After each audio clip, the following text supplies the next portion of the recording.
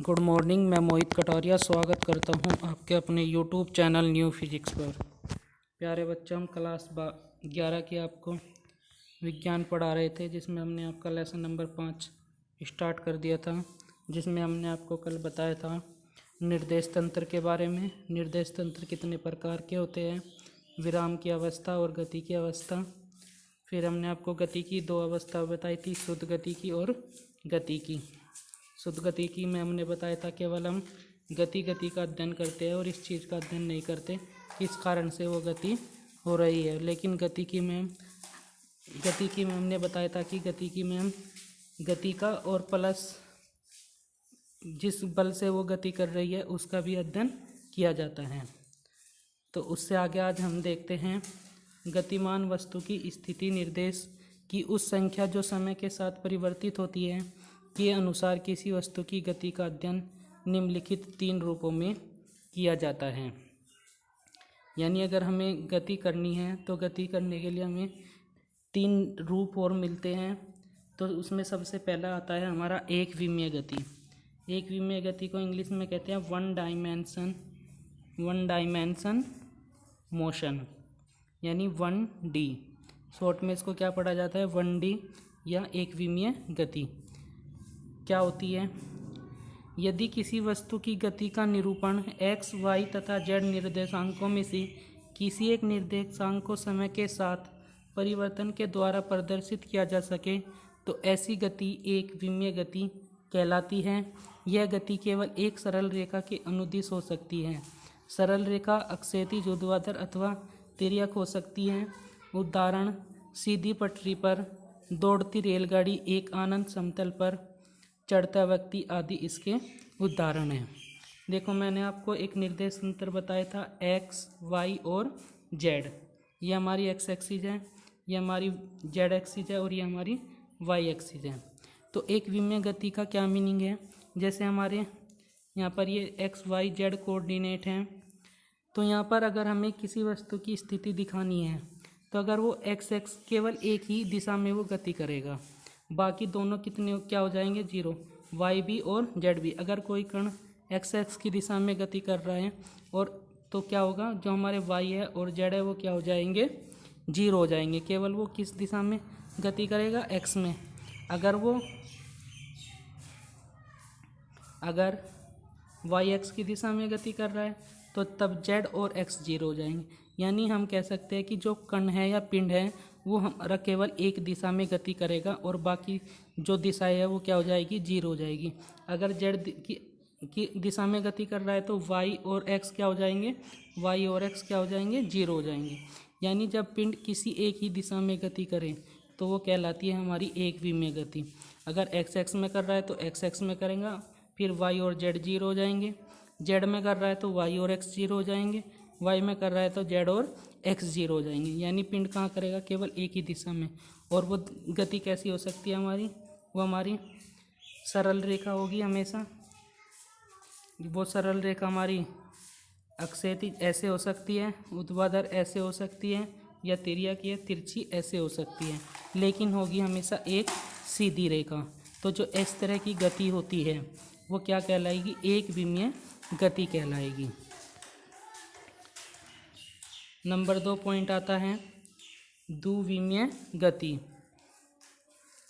यदि किसी वस्तु की गति का निरूपण x, y, z निर्देशांकों में से किन्हीं 2 निर्देशांकों x, y, z तथा z x के समय के साथ परिवर्तन के द्वारा निरूपण किया जा सके तो ऐसे द्विविमीय गति कहते हैं। इस गति में गतिशील कण एक ही समय में 2 विभिन्न दिशाओं में गति करता है। उदाहरण, परिक्षेपीय गति और वृत्तीय गति। अभी फिर से वही, अब क्या होगा, पिंड 2 दिशाओं में गति करेगा।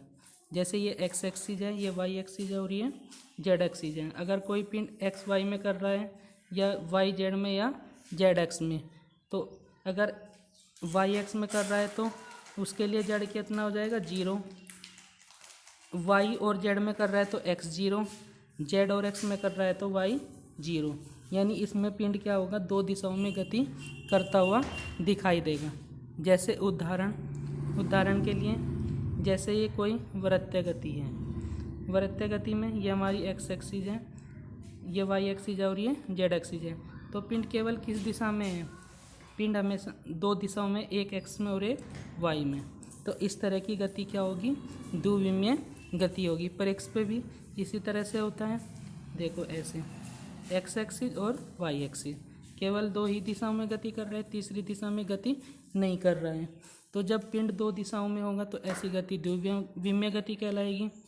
और इसी तरह से त्रिविमीय गति, जब पिंड तीनों दिशाओं में गति करें, एक्स में भी और जेड में भी, तो ऐसी गति को हम क्या कहते हैं? त्रिविमीय गति। और उसका उदाहरण है बंद गैस के अणु। देखो एक बॉक्स है, बॉक्स में अगर मैंने अणु भर दिए तो अणु क्या होंगे? हर दिशा में गति करेंगे। तो ऐसी जो गति होती है वो क्या कहलाती है? त्रिविमीय गति कहलाती है। अब कुछ इम्पोर्टेंट डेफिनेशन जिसका बेसिक से हम पढ़ेंगे। यहाँ पर हम छोटी छोटी चीज़ें आपको पढ़ाते हुए चलेंगे जिससे आपकी सारी चीज़ें क्लियर हो जाए। सबसे पहले आती है दूरी, इंग्लिश में डिस्टेंस बोलते हैं। क्या होती है? किसी गतिशील वस्तु या कण द्वारा किसी समांतराल में चले गए पथ की लंबाई को दूरी कहते हैं। जैसे यहाँ पर एक पिंड ए था, कुछ समय बाद पिंड कहाँ पर पहुँच गया? बी पर पहुँच गया। तो ए से बी तक की जो चली गया रास्ता है, तो यही क्या कहलाएगी? हमारी दूरी कहलाएगी, ए से बी तक की। ठीक है। मात्रक मीटर होता है, विमीय सूत्र कैपिटल एल होता है। ठीक है। और दूरी हमेशा एक अदिश राशि होती है। नंबर 2, विस्थापन। किसी निर्देश तंत्र में किसी बिंदु के सापेक्ष किसी क्षण कण की स्थिति वेक्टर व कण की प्रारंभिक स्थिति वेक्टर के अंतर को विस्थापन कहते हैं। यह सदिश राशि होती है, इसका मात्रक मीटर है तथा इसका विमीय सूत्र भी एल है। क्या होता है विस्थापन? दूरी और विस्थापन में क्या अंतर है? जैसे एक कोई कण है तो इसके प्रारंभिक बिंदु और अंतिम बिंदु, जैसे ये ए है और ये बी है, तो इसके अंतिम बिंदु में से अगर हम प्रारंभिक बिंदु माइनस कर दें तो वही क्या कहलाता है? विस्थापन कहलाता है। और विस्थापन हमेशा एक सरल रेखा होती है। विस्थापन हमेशा क्या होती है? सरल रेखा। तो किसी वस्तु का विस्थापन निकालना हो, जैसे एक कण यहाँ पर था, फिर कण यहाँ पर गया, ठीक है, तो हमें विस्थापन बताना है। तो क्या करेंगे हम जो हमारा प्रारंभिक बिंदु है और अंतिम बिंदु है, इसे एक सरल रेखा के द्वारा मिला देंगे। तो यहाँ से यहाँ तक की जो डिस्टेंस होगी वही हमारी क्या कहलाएगी? विस्थापन कहलाएगी। ठीक है। विस्थापन हमेशा क्या होगी? एक सरल रेखा होगी। यानी प्रारंभिक बिंदु और अंतिम बिंदु को मिला दो तो जो जितनी भी वो दूरी निकल के आएगी वही क्या हो जाएगी? विस्थापन हो जाएगा। विस्थापन एक सदिश राशि होती है, इसका मात्रक मीटर होता है और विमीय सूत्र एल होता है। अब आती है चाल। चाल आप जानते ही है, दूरी बटे समय। दूरी बटे समय यानी किसी गतिशील वस्तु द्वारा चली गई दूरी तथा समय अंतराल के अनुपात को गतिशील वस्तु की क्या कहते हैं? चाल कहते हैं। चाल बराबर दूरी बटे समय, यानी एक समय में चली गई दूरी को क्या कहते हैं? हम चाल कहते हैं। मात्रक मीटर प्रति सेकंड होता है। विमीय सूत्र LT-1 होता है। चाल दो प्रकार की होती है, औसत चाल और ताक्षणिक चाल। औसत चाल कैसे निकालते हैं? जैसे कोई पिंड A से B तक गया, B से फिर C तक गया और यहाँ से यहाँ तक चलने में 2 किलोमीटर चला और यहाँ पर 3 किलोमीटर चला। यहाँ पर उसने 2 सेकंड लिया और यहाँ पर 3 सेकंड लिया। तो अगर हमें औसत चाल, तो कुल दूरी जोड़ लेंगे 2 + 3 और कुल समय जोड़ देंगे 2 + 3, तो 5/5, तो 1 आ गया। तो इस तरह से यानी कुल दूरी बटे कुल समय, फॉर्मूला क्या बन जाएगा? कुल दूरी बटे कुल समय, यानी कुल जितनी दूरी वो चलेगा उन सबको जोड़ लेंगे और कुल कितना समय लिया उनको जोड़ लेंगे और कुल दूरी को कुल समय से भाग कर देंगे तो क्या निकल जाएगी? औसत चाल निकल जाएगी। इसी तरह से आती है ताक्षणिक चाल। ताक्षणिक का मीनिंग होता है बहुत ही कम, बहुत ही कम या बहुत ही छोटा, या हम कह सकते हैं सूक्ष्म, अति सूक्ष्म भी बोल सकते हैं। इसमें क्या होता है कि एक बहुत ही छोटा सा समय अंतराल हम लेते हैं डेल्टा टी, तो v बराबर लिमिट डेल्टा टी माइन टेन टू 0 और कोई राशि डेल्टा एस है और डेल्टा टी है, यानी थोड़ी सी दूरी एस चली तो वो कहीं में बदल जाती है डी एस। जब हम यहाँ पर लिमिट लगाते हैं तो वो कहीं में बदलते डी में बदल जाती है, यानी डी अपॉन डी टी। और D S upon D T क्या है? दूरी का समय के सापेक्ष अवकलन बताया था हमने आपको कि D x upon D T जब हमने पढ़ाया था तो क्या बताया था कि ये जो होता है एक्स का समय के सापेक्ष अवकलन होता है। तो D S upon D T अगर कहीं पर आपको D S upon D T लिखा मिले तो उसका अर्थ होता है ये क्या है? वेग है या चाल है। तो v बराबर D S upon D T. अब क्या आता है? वेग आता है। वेग सेम होता है विस्थापन बटे समय, विस्थापन बटे समय।